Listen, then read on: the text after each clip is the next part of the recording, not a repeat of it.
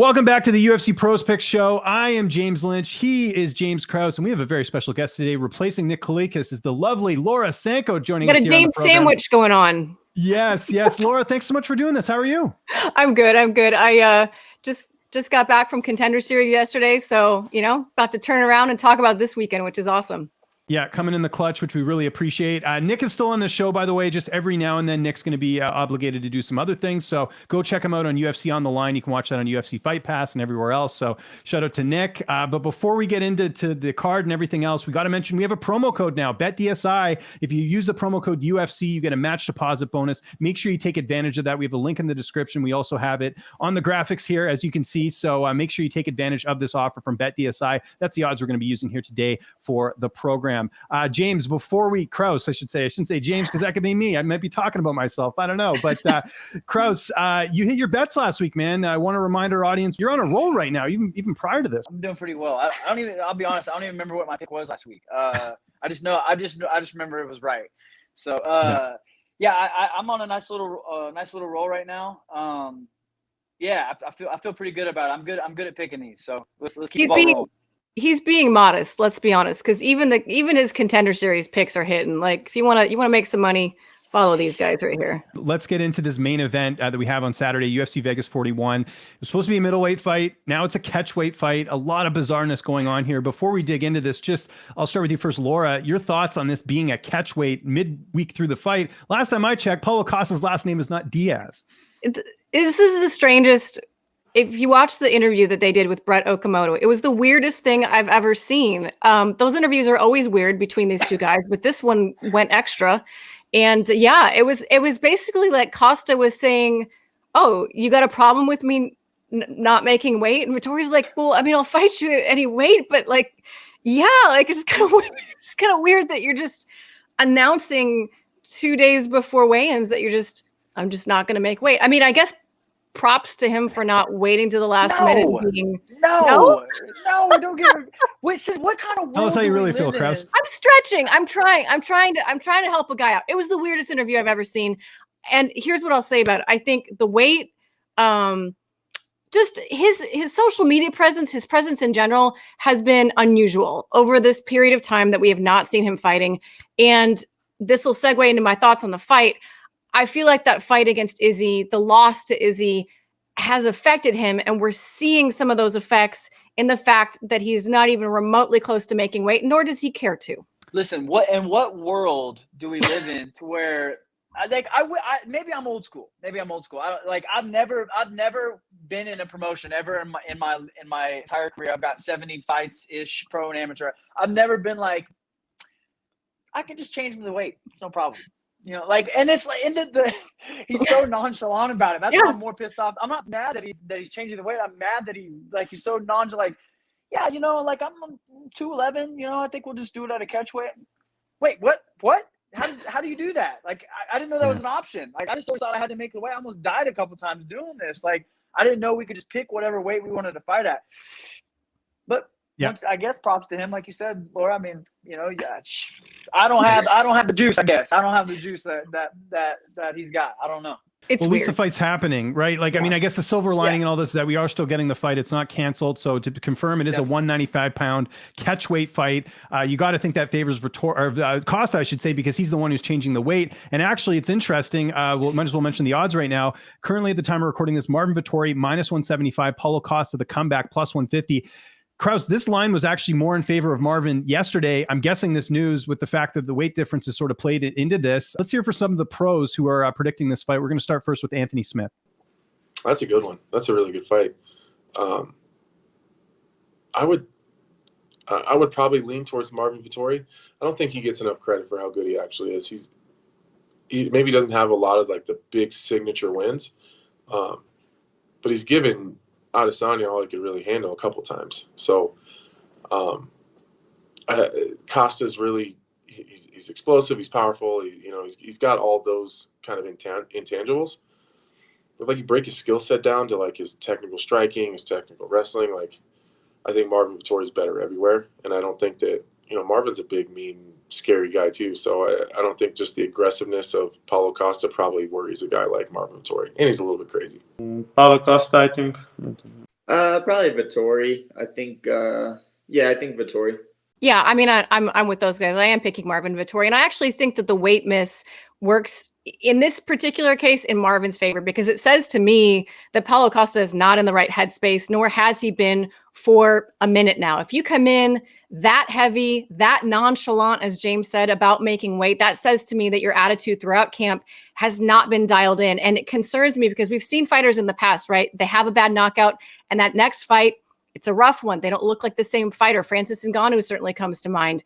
And I'm a little bit concerned that that's what we might see from Costa. Now, take all that out of the equation. I would still have favored Marvin Vettori, because I think that the pace that he puts out there is something that Costa is just not, he's not built for.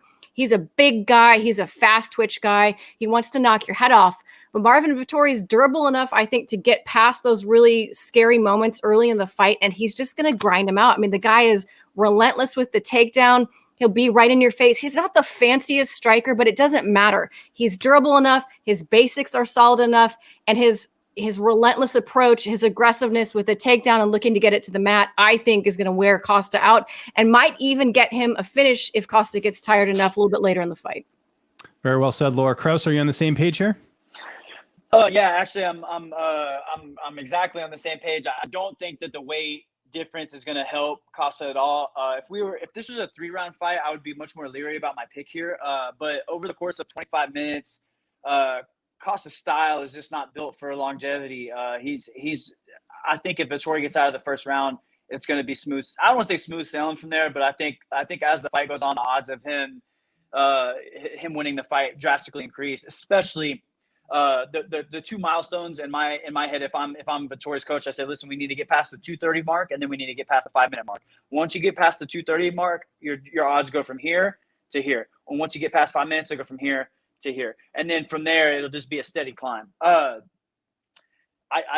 agree with Laura in the sense that I don't feel like you got, that tells me, I look at two things. Like whenever there's a weight discrepancy like this, I look at like, is the weight going to make a difference in this fight? And Costa is not a big grappler, so I don't think the weight's going to make a huge difference. If he was a big grappler or a clinch worker, I would be much more aware. But he likes to strike at range, so I don't think it'll make much of a difference. And then the second thing in that is like, what's his conditioning like? You know, he had slowed down in the past already, and now you're telling me now he's got weight issues, like not small weight issues, big weight issues. So that tells me that maybe his preparation has not been what it should be. Leading up to this fight. So I actually favor Vettori even more. He's got a granite chin. He's a little defensively flawed at times. He gets hit a little bit more than I'm comfortable with, but he's a grinder, man. He's got a great chin. He puts people on the fence well. He's got endless cardio, good volume. He's got some pop himself. So I like Vettori in this fight a lot.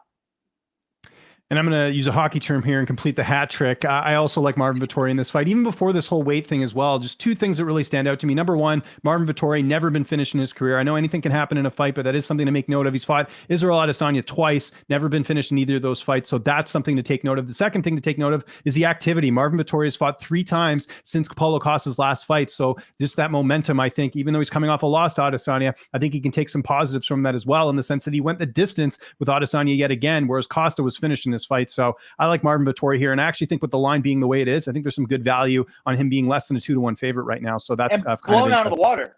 Blown out of the water by Izzy too. You know what I mean? It wasn't even close. Vettori took Izzy to a split the first time. He got dominated the second time, but he was never really, he wasn't really in the fight. Place. Yeah, he was in the fight. There was not a second of that fight with Costa and Izzy that Costa was in that fight. Co-main event. Fighter you both know very well. I mean, let's get real here, but it is Grant Dawson taking on Ricky Glenn. Right now, the odds again have been pretty. It opened as Grant Dawson being the favorite. He's still the favorite. Money's still coming in on Grant Dawson. He is now minus 436. The comeback on Ricky Glenn plus 325. Laura, I have a feeling I know which way you're going on this one, but the odds also support that as well. So your thoughts on this co-main event in the lightweight division? Yeah, I mean, take the fact that he's a teammate of mine out of it. Really, truly, if this was just fighter A, fighter B, no names involved, and I was just studying tape and their history and their habits, I would still pick Grant Dawson because of the stylistic matchup that we have here. I mean, Ricky Glenn, I've really enjoyed watching him. He's a Midwest guy. He's come up through Iowa, and he's got some pop in his hands. He doesn't have the build that would lead you to believe that, but he's got some good pop in his hands. I like him at 155 even more than I liked him at featherweight. He looked really good his last time out. But the reality is that we didn't see a lot of tape of him at 155. That was a quick fight, right? We saw some power, but we didn't see a lot in terms of the grappling. Has he slowed down at all? He's never been the fastest guy, the fastest twitch guy. And I just think Grant is nightmares for a lot of people in this division. And unfortunately, Ricky Glenn is one of them. I think Grant's style of just getting on the inside, getting the takedown and grinding guys out. I mean, you can't have one tiny question mark about your cardio if you're going to fight Grant Dawson. And I'm not saying Ricky Glenn has suspect cardio, but it's not like I look at him and go, oh man, he's got the most incredible cardio in the division. And unless I can say that about you, I'm always going to give Grant an edge in a fight like that. Now, that's not to say Grant can't get caught. He has been hit in the past. Ricky's got some power, but I'm leaning heavily Grant Dawson here. I think he's going to find his way into the pocket, get this to the mat, and just do what Grant Dawson does. I mean, Dawson going to Dawson. And Kraus, obviously you're going to be in the corner on Saturday, but still just your assessment of this fight. Yeah, I mean, listen, I'm not too naive to think that, you know, my guys can't lose. But when I look at this, Lord just stole my term. I'll let it slide this once. But I look at this fighter A versus fighter B. We talk a lot, so sometimes the things you say actually my brain absorbs. Sorry. No. I just think that Grant is a really tough stylistic matchup for Slick Rick here. Glenn is tough, man. He's tough. He's durable. He's well-rounded. He's got some good pop. He stays rangy. And there's just a couple things that I'll go outside of what Laura already said, you know, and what she said is I was saying the same things, but I'll just add on to that. We're at the Apex. The cage is a lot smaller. It's a lot smaller. Grant is one of the best in the world on the fence, and he is a master at getting people down on the fence. He is elite level on the fence, and he's a master at getting people down in the open mat too. So, for me, I just don't think that Glenn has the tools outside of one punching Grant to win this fight. You know, from a betting perspective, I look at both of these fights, especially when you have somebody like Dawson. We're just talking about strictly from a betting perspective. So obviously, my pick is Dawson. I think Dawson's going to dominate this fight from bell to bell. I don't think he loses a round. Glenn is very tough. Is he capable of knocking Grant out? Absolutely. We know this. You know, I think everybody knows this, right? But anytime you have a puncher's chance, like, you know, sometimes people hit a Hail Mary with 1 second left, but the odds of it happening are slim. So I'm going Dawson here. From a betting perspective, how you play this is Dawson's such a favorite now. The value's kind of gone on him. I think last time I checked, he was minus 437 on Bet DSI or something close like that. So if you want to straight bet Dawson, you can straight bet Dawson. But if you look at this, what's the only way that Glenn can win this fight, or the most likely way I should say, is by knockout. So if you hedge, you can hedge the other side with Glenn by knockout, and you'll get good odds at that. So it's almost a guaranteed profit to where you can straight play Dawson, and if he does get beat, it's probably going to be by knockout. So you can hedge with Rick Glenn via knockout, right? And you'll get some value. You'll get a lot of value out of that to where you can almost hedge the other side, and it's kind of a wash, if that makes any sense. No, it makes total sense. Yeah, no surprise here. I'm also going to go Grant Dawson as well. I will say one thing, and I mean, you kind of mentioned it a little bit there. I think the odds are a little high here. Rick Glenn, never been finished. It's one of those things to sort of keep in mind. I think minus 436. I love Grant just as much as the next person, but I think that's a little too steep for my liking, just with the veteran experience of Rick Glenn. Here's a guy that not only fought tough opposition in the UFC, but outside the UFC as well. Remember, he was a champion in World Series of Fighting. So those are some things to sort of keep in mind with this fight. But again, I'm going to go the same way here with Grant Dawson. All right, let's get to our prop bet of the week. Laura's going to skip this one. We're going to go straight to Kraus. What is your prop bet for this week? What do you think has some value? Man, I'll be honest. As far as a betting perspective, there is so much on this card that I like. This is one of my favorite cards, and I guess we'll see Saturday night if that stays true or not. As far as props go, the one that's sticking out to me is Caceres Choi over. I don't know why that one's. Caceres is extremely durable. Choi's he's got some good power, but Caceres has shown. I think this is going to be one-way traffic for Choi, but I do think that Caceres is going to be able to hang in there like he always does. I mean, he's really tough to finish. Choi's not looking to grapple him or anything like that. Caceres has got a great chin. And I do see this fight going to over. I'm not sure what the lines are on that, but that's the initial prop bet that stuck out to me was the over on that. I'll stick with that one. Okay. There's two that I kind of had my eye on as far as a prop bet goes. One was the Jessica Rose Clark and Edwards fight. I think that fight's going the distance. I think there's going to be an over there. Jessica Rose Clark coming off a pretty bad injury, long layoff heading into this one, but her opponent is a little bit bigger than her. So I do wonder if she's going to struggle with that height and reach in the fight. I don't think there's going to be a finish here. Typically, Jessica Rose Clark does not finish a lot of her fights. It's not a knock on her. It's just sort of the reality. So I think that fight could go the distance. So I would look at that fight goes the distance prop for that fight. I just think it's too risky on either side with the fact that Edwards has been more active, a little bit bigger in the fight, and Clark's coming off that, major, like I said, knee surgery as well.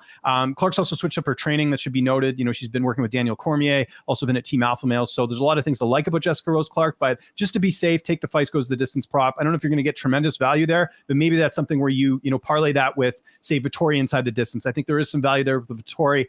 Like Laura mentioned, I could see a finish there with Marvin Vettori and Paulo Costa as well. So that's sort of what I'm saying, but I'll stick with the fight goes the distance prop with Jessica Rose Clark. We're going to get to our best bets of the week. We'll start with Laura. What do you think is your best bet of the week? What are you looking at as far as a best bet? Well, one of my best bets would be Dawson, but since we already talked about that, and just to keep things interesting, I'll add another one here, and that would be the Jun-Young Park versus Gregory Rodriguez. And I'm going Park in that one. I think that Gregory Rodriguez, I've called a few of his fights in the LFA, and then I've watched him on Contender Series. He's an excellent striker, a rangy kickboxer. He's got some tricky stuff on the feet, but I feel like Park is really underrated. I think he's durable enough to kind of wade his way through some of the striking of Gregory Rodriguez, but really, really underrated in terms of his wrestling and his grappling. And I think that, I've seen Rodriguez get controlled against the cage before. And I mean, when you watch Parks, I'm forgetting who it was against, but he controlled the guy basically 3 rounds, with his grappling, top pressure, and just his ability to grind it out. So, I mean, I guess I'm heavy on the grinders on this card. I feel like grappling is going to really be key for a lot of these guys. So I'm going Park here. Kraus, what's your best bet of the week? Again, hot streak. I want to point that out. So, we're talking to an expert here. Don't mess it up. That was actually a really good one. I like the Park play a lot. I'm gonna give you two. One's my bias, so we talked about Dawson once again, but I think from a value perspective, I got to go with Jeff Molina. This isn't my best bet, but I'm gonna stay away from my guys because there's always a bias there. But I think Jeff Molina early on, I think it was closer to like a minus 130, minus 140. I think he's up to minus 170, 180 now, somewhere in there. But I think there's value there. I mean, Molina coming off a real tough debut against a good guy that's solidified, against good opponents. And this kid, Daniel Lacerda, he's fighting, hasn't fought near the level of competition. He's very, very good, very skilled. He's kind of wild, though. I just think that Jeff's going to be able to find him at some point and really start to take over this fight. That's my biased pick, so I'll always put that one to the side. As far as my best play, this one's super chalky, but I really like this one. I kind of already mentioned it, Song Woo Choi. I'm really high on this kid. He's a great striker, very durable. He's knocked out some really good guys with good chins. He's got a very, very unique fundamental style of kickboxing. And when you look at the opposition, Alex Caceres, he's tough. He's durable. He's a little too wild for my liking. I don't think he's going to be able to stay fundamentally sound and technical enough to hang with Choi on the feet. His wrestling isn't good enough to get Choi down, in my opinion, unless it's some kind of trip or whatever. I see this being one-way traffic for Choi for 3 rounds. My best bet of the week is actually an underdog here. I was actually surprised to see him, still as an underdog right now, and that is Dwight Grant against Francisco Trinaldo. Dwight Grant he's 37, but that's still younger than Trinaldo, who's 43. I mean, what are you getting at this point with Francisco Trinaldo? Obviously, he's a guy that can go out there and really grind things out, but I think Dwight Grant, he's had a couple disappointing performances. I remember the Daniel Rodriguez fight. That was one where, it was kind of, they were both throwing hammers at each other, and it just so happened he got knocked out. But typically, Dwight Grant's in close fights, and I think there is some value here with him being the underdog, not only with the fact that he's been a mainstay welterweight, right? Trinaldo's moved up recently, so he's not sort of used to that weight class. He's a lightweight for the most part. He cuts a lot of weight, but still he's fought primarily at lightweight, and he's at a great camp at Alliance. So if there's any sort of threat of wrestling or anything like that, he's got it covered there, working with Phil Davis and Dominic Cruz and those guys over there at Alliance. So my bet of the week is going to be the underdog Dwight Grant, who you can get right now for plus money. I definitely see some value there as well. As we're going to end the show here, just want to mention to everyone again, use that promo code UFC when you're signing up for BetDSI to get a match deposit bonus. Before we get out of here, Laura, anything you want to plug before we get out of here? And we'll do the same here with Kraus. No, I just want to plug your show. I think you guys are doing a fantastic job. I'm glad someone is is putting these out there. This guy, wrong way. This guy never misses. So, I mean, someone needs to take advantage of it. That's not true. I miss all the time. Rarely. I shouldn't say never. We got to start calling you humble, James Krause. I don't think we need to do that. No, Krause, hey, I'm a lot of things, but humble isn't one of them. There you go. And Krause, obviously, just remind people who you're cornering this weekend, and anything else you want to get out there. I have David Onama, who just got signed a couple days ago this week. I have Jeff Molina, and I have Grant Dawson. So it's a busy week for me. No, I really enjoy the show. Laura, thanks for coming on. We appreciate it. You're not quite as good looking as Nick is, but we'll but his job is safe. We know that. We'll make it work. There you go. Follow me on Twitter and on Instagram at Lynch on Sports. Make sure you subscribe to this channel, people. That's how you're going to be able to watch the show. Hit that like button. It takes 2 seconds. It's a piece of cake to do. We'll be back here next week doing the show, adding more graphics, keeping this show going and keeping the momentum going. Before we get out of here, or I should say, as we're getting out of here, we got a couple more fighters to hear from and get their main event picks. I hope you all enjoy the fights this weekend, and thanks so much for watching. Vettori. I'm just not I just don't rock with Costa too much. So Vettori for sure. Vettori. I don't see any holes in his game at all. Oh, they're still both so similar, man. I'm gonna have to go with Marvin. He's got more momentum.